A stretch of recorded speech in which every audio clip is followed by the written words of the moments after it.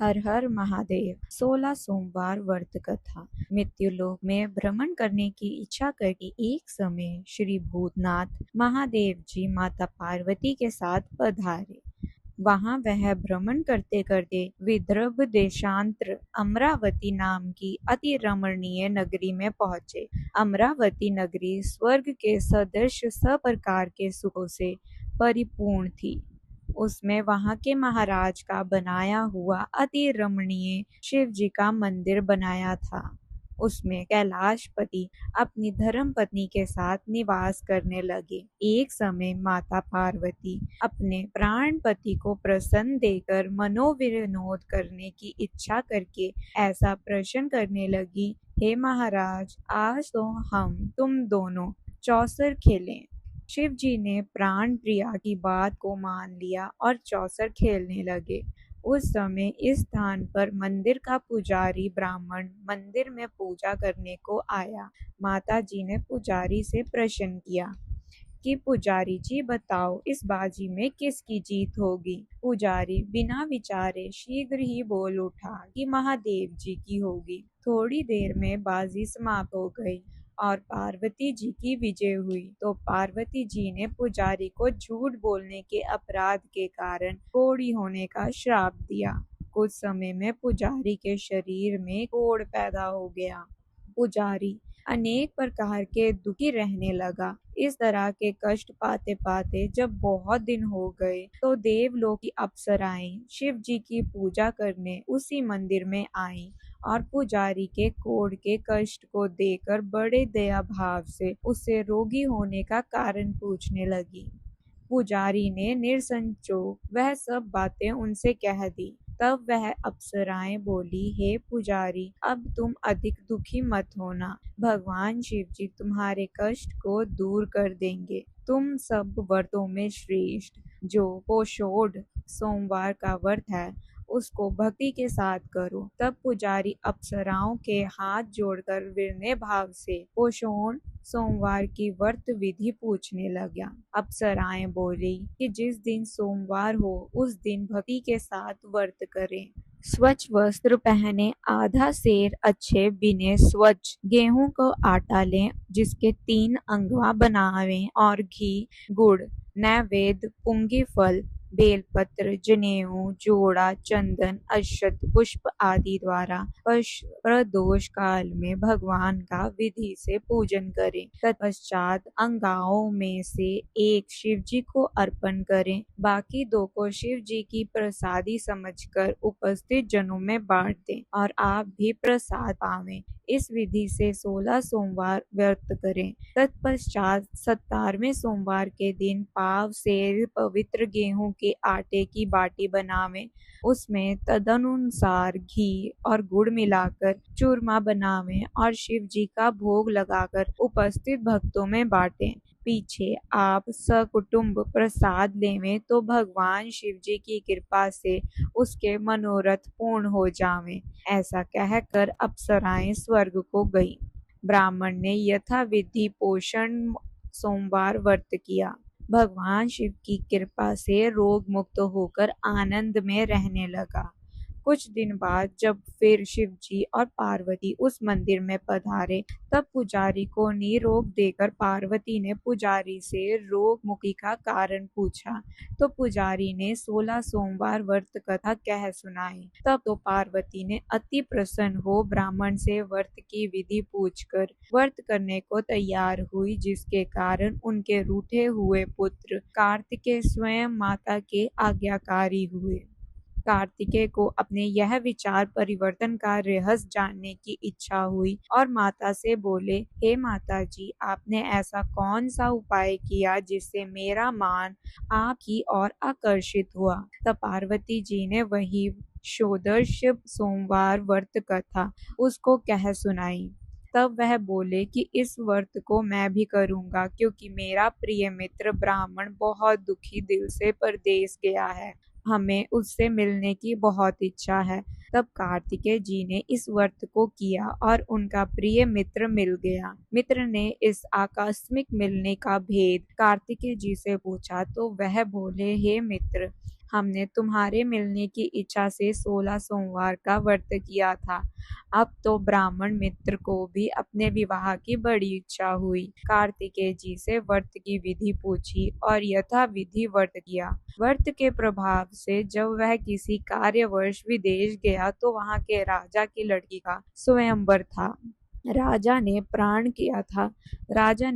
किया था कि जिस राजकुमार के गले में सब प्रकार सरंगित हाथनी माला डालेगी, मैं उसी के साथ अपनी प्यारी पुत्री का विवाह करूंगा। शिव जी की कृपा से ब्राह्मण भी स्वयंवर देखने की इच्छा से राजसभा में एक और बैठ गया। नियत समय पर अथनी आई और उसने जयमाला उस ब्राह्मण के गले में डाल दी। राजा की प्रतिज्ञा के अनुसार बड़ी धूमधाम से कन्या का विवाह उस विप्र के साथ कर दिया और विप्र को बहुत सा धन और सम्मान देकर संतुष्ट किया। विप्र सुंदर कन्या पाकर सुख से जीवन व्यतीत करने लगा। एक दिन राज्य कन्या ने अपने पति से प्रश्न किया, हे प्राणनाथ, आपने ऐसा कौन सा भारी पुण्य किया जिसके प्रभाव से हाथनी ने सब राजकुमारों को छोड़कर आपको वर्ण किया? ब्राह्मण बोला, हे प्राण प्रिया, मैंने अपने मित्र कार्तिकेय जी के कथना अनुसार 16 सोमवार का व्रत किया, जिसके प्रभाव से मुझे तुम जैसी स्वरूपवान लक्ष्मी प्राप्त हुई। व्रत की महिमा को सुनकर राजकन्या को बड़ा आश्चर्य हुआ और वह पुत्र की कामना करके व्रत करने लगी। शिव जी की दया से उसके गर्भ से एक विद्वान पुत्र उत्पन्न हुआ। माता पिता दोनों उस पुत्र को पाकर बहुत प्रसन्न हुए और उसका पालन भली प्रकार से करने लगे। जब पुत्र समझदार हुआ तो एक दिन अपनी माता से प्रश्न किया, तूने कौन सा तप किया जो मेरे जैसा पुत्र तेरे गर्भ से उत्पन्न हुआ? माता ने 16 सोमवार व्रत को विधि सहित पुत्र के सम्मुख प्रकट किया।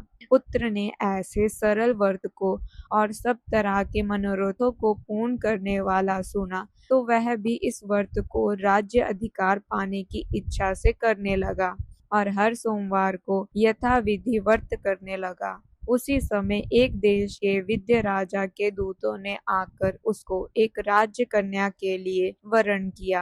राजा ने अपनी पुत्री का विवाह ब्राह्मण युवक के साथ करके बड़ा सुख प्राप्त किया। विद्र राजा के देवलोक जाने पर यही ब्राह्मण बालक गद्दी पे बैठाया गया, क्योंकि देवगत भू के कोई पुत्र नहीं था।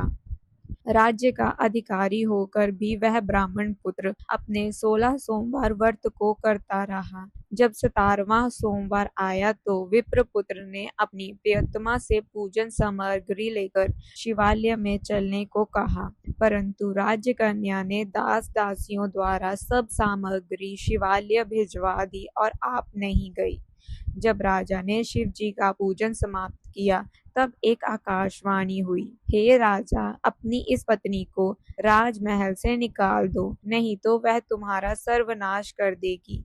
वाणी सुनकर राजा तत्काल ही मंत्रणा गृह में जाकर अपने सभासदों को बुलाकर पूछने लगा कि हे मंत्रियों, मुझे आज शिव जी की वाणी हुई है कि राजा तू अपनी इस रानी को निकाल दे, नहीं तो यह तेरा सर्वनाश कर देगी।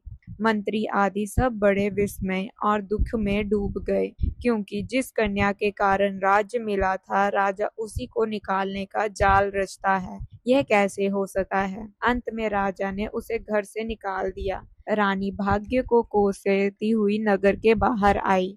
बिना पदरान फटे वस्त्र पहने भूख से दुखी धीरे धीरे चलकर एक नगर में पहुंची। वहां एक बुढ़िया सूत काट कर बेचने को जाती थी। रानी की करुण दशा देखकर वह बोली, चल तू मेरा सूत बिकवा दे, मैं वृद्ध हूँ, भाव नहीं जानती हूँ।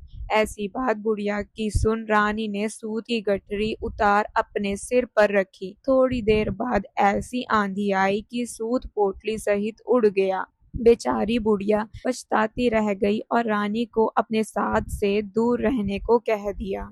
अब रानी एक तेली के घर गई तो तेली के सब मटके शिव जी के प्रकोप के कारण उसी टाइम चटक गए। ऐसी दशा देख तेली ने रानी को अपने घर से निकाल दिया। इस प्रकार रानी अत्यंत दुख पाती हुई सरिता के तट पे गई तो उस सरिता का समस्त जल सूख गया। तत्पश्चात रानी एक वन में गई। वहां जाकर सरोवर में सीढ़ी से उतर पानी पीने को आई। उसके हाथ से जल स्पष्ट होते ही सरोवर का नील कमल के सदृश जल असंख्य कीड़ों से भर गया। रानी ने भाग्य पर दोषारोपण करते हुए उस जल को पान करके पेड़ की शीतल छाया में विश्राम करना चाहा। वह रानी जिस पेड़ के नीचे जाती, उस पेड़ के पत्ते तत्काल ही गिर जाते। अपने वन, सरोवर, जल की ऐसी दशा देखकर उस वन के ग्वालों को अपनी गायों को चारा और पानी ना मिलता देख बड़े दुखी भाव से सब कथा अपनी गुसाई से, जो उस जंगल में स्थित मंदिर में पुजारी थे, कही। ग्वाले रानी को लेकर गोसाई के पास गए। रानी की मुख क्रांति और शरीर शोभा देख गोसाई जान गए, यह अवश्य ही विधि और गति की मारी कोई कुलीन अबला है। ऐसा सोच पुजारी जी ने रानी के प्रति कहा कि मैं तुमको पुत्री के समान रखूंगा, मेरे आश्रम में ही रहो, मैं तुमको किसी प्रकार का कष्ट नहीं दूंगा। गोसाई के ऐसे वचन सुन रानी को धीरज हुआ। वह आश्रम में रहने लगी, परंतु आश्रम में रानी जो भोजन बनाती उसमें कीड़े पड़ जाते, जल भर के लावे उसमें कीड़े पड़ जावे। अब तो गोसाई जी दुखी हुए और रानी से बोले कि हे बेटा, तेरे पास कौन से ऐसा प्रकोप है जिससे तेरी ऐसी दशा हुई है। पुजारी की बात सुन रानी ने शिव जी की पूजा करने को ना जाने की कथा सुनाई तो पुजारी शिव जी महाराज की अनेक प्रकार से स्तुति करते हुए रानी के प्रति बोले कि भाई जी, तुम सब मनोरथों के पूर्ण करने वाले 16 सोमवार व्रत को करो, उसके प्रभाव से अपने को कष्ट से मुक्त पाए जानो। गोसाई की बात को सुनकर रानी ने 16 सोमवार व्रत का विधिवत संपन्न किया और 17वें सोमवार के पूजन के प्रभाव से राजा के हृदय में विचार उत्पन्न हुआ कि रानी को गए बहुत समय व्यतीत हो गया है, ना जाने कहाँ कहाँ भटकी होगी, ढूंढना चाहिए। यह सोच रानी की तलाश करने चारों दिशाओं में रानी को मांगने लगे। वह तलाश करते हुए पुजारी के आश्रम में रानी को पाकर पुजारी से रानी को मांगने लगे, परंतु पुजारी ने उनने से मना कर दिया। तब राजा स्वयं पुजारी के आश्रम में गए और पुजारी से प्रार्थना करने लगे कि महाराज, जो बाई जी आपके आश्रम में रहती हैं वह मेरी पत्नी है। शिव जी के प्रकोप से मैंने इनको त्याग दिया था, अब इस पर से शिव प्रकोप शांत हो गया है, इसलिए मैं इसे लेने आया हूँ। आप इसे मेरे साथ चलने की आज्ञा दे। गोसाई जी की आज्ञा पाकर रानी राजा के साथ महल में आई। घर घर में मंगल गान होने लगे। पंडितों ने विधिवत वेद मंत्रों का उच्चारण करके अपनी राजरानी का आह्वान किया। ऐसी अवस्था में रानी ने पुण्य अपनी राजधानी में प्रवेश किया। महाराज ने अनेक तरह से ब्राह्मणों को दान आदि देकर संतुष्ट किया। इस प्रकार से राजा शिव जी की कृपा का पात्र हो राजधानी में रानी के साथ अनेक तरह के सुखों को भोग करता हुआ आनंद से जीवन व्यतीत करने लगा। ऐसे ही जो मनुष्य भक्ति से 16 सोमवार का व्रत इत्यादि करता है, वह इस लोक के सभी सुखों को भोग कर शिवपुरी को प्राप्त होता है। हर हर महादेव।